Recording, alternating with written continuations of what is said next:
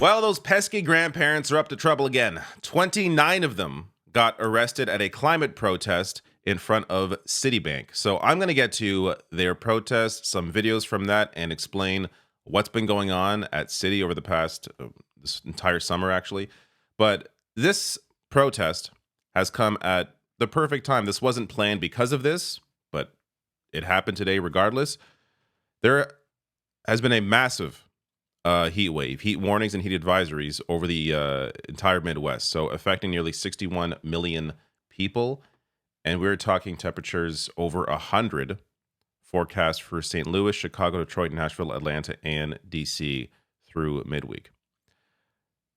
This obviously has a greater impact on the elderly, even apart from the obvious impact on what it means for the climate, but the direct impact on people's lives is clear.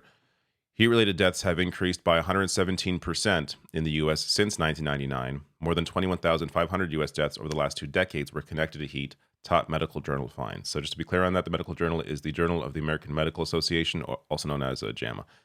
Now, here are some clips from the protest today. So New York Communities for Change shared this. Happening now, grandfathers, grandmothers, and elders are on their way to Citibank to demand an end to new fossil fuels. Dozens will risk arrest. Citi is robbing our grandchildren's future. Again, I'll get to later why the focus is on Citi. But here's the first clip.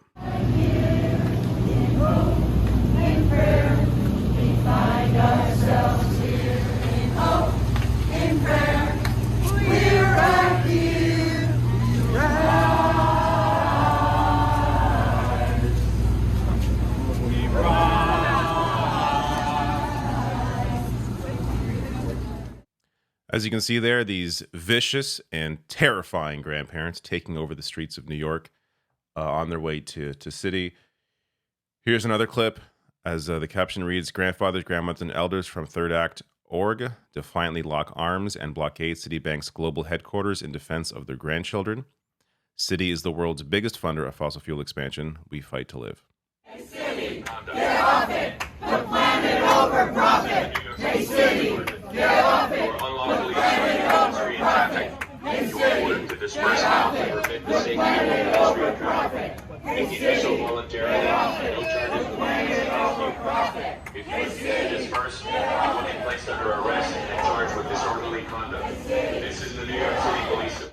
As you can hear there in the background, the police department are announcing their intention to arrest these terrifying grandparents before they cause any more damage. So thankfully, the NYPD stepped in, saving the rest of us from the harm that these grandparents were causing to Citibank headquarters. So arresting 29 grandparents for demanding an end to Citi's financing of oil, gas, and coal projects. Quote, I have kids and the need to live a better future. If you do not cooperate and accompany the arresting officer to the prisoner transport vehicle, or if you resist arrest, you may be charged with additional crimes. Since you have refused to discuss and my grandchildren! disorderly conduct. I have kids and they need to live a better future!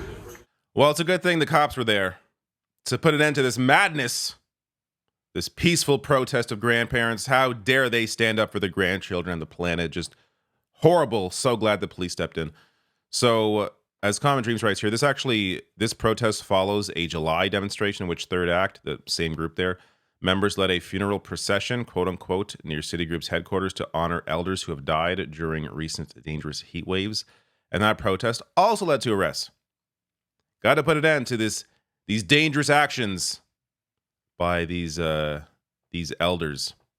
No, let's allow Citigroup to continue destroying the planet, but got to make sure these elders are put away before they do any more damage to our communities. So as Common Dreams writes here, they have a great piece. I'll link to all this below the video in case you want to go deeper into this, but the world's largest funder of fossil fuel expansion is Citibank. So here's why we'll be using our bodies to shut down Citibank's global headquarters over and over again this summer. That's from Alec Connon, and that was from early June. So over this entire summer, there have been several ongoing demonstrations at the headquarters. Alec goes on to write here, since the adoption of the Paris Climate Agreement in 2015, Citi has provided $204.46 billion in financing to the country's most rapidly developing new coal, oil, and gas fields. Remarkably, Citi has provided more money to those oil and gas companies than even JP Morgan Chase, the bank that climate activists like to call the Doomsday Bank. To be clear, I'm talking here only about the financing Citi has provided for companies developing new oil and gas reserves, not merely investing in infrastructure to keep the oil pumping from existing reserves. When we take into account financing to all fossil fuel companies, Citi has provided a little shy of $400 billion to coal, oil, and gas companies since 2015. But focusing on expansion is important. He also goes on to write that CEO of Citi, Jane Fraser, is chair of a group that has fought tooth and nail to weaken climate financial regulation advanced by the Biden administration, which I think it's fair to argue the Biden administration did not go far enough on climate issues, even though, of course, they went a lot further than, say, a Republican administration would.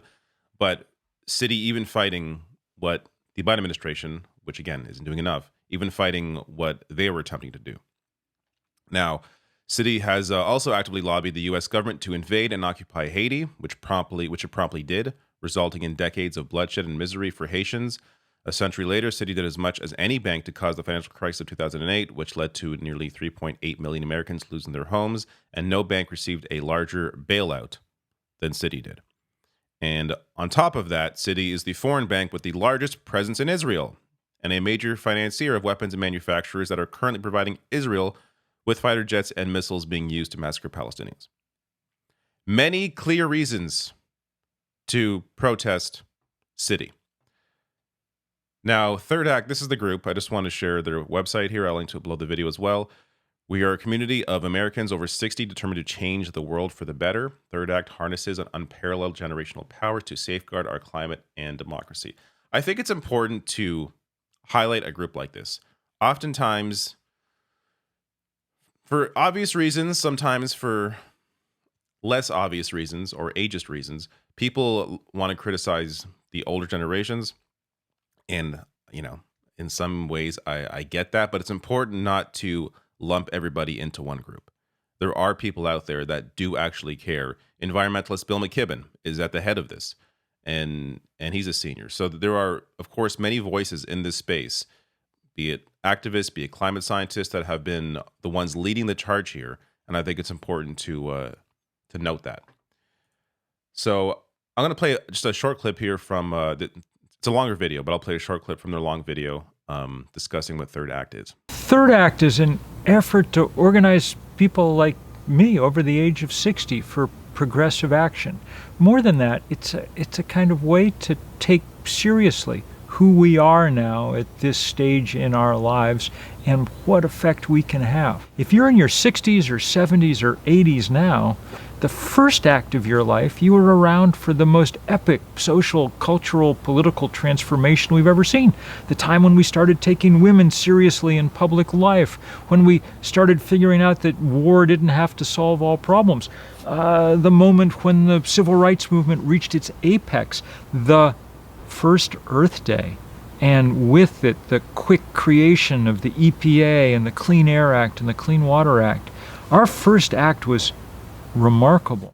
I like the way that Bill McKibben there frames what Third Act does in the larger context of what this generation has done in the past when it comes to human rights movements. So, framing it as not simply this is a one-off thing, but this is more of a continuation of what they've already fought for.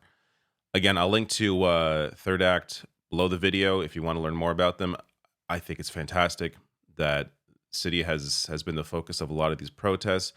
And once again, not surprising to see the NYPD be the tool of massive corporations.